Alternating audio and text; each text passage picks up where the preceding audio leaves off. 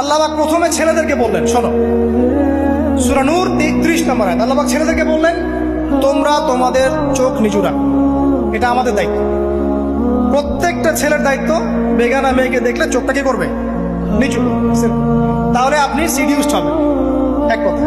2 number, আল্লাহ পাক আমাদেরকে বললেন, তোমরা তোমাদের লজ্জাস্থানকে হেফাজত করো। কাদেরকে? আমাদেরকে, মানে ছেলেদেরকে। প্রথমে আল্লাহ পাক ছেলেদেরকে বললেন, চোখ নিচু করে রাখো, লজ্জাস্থানে হেফাজত করো। ঠিক আছে?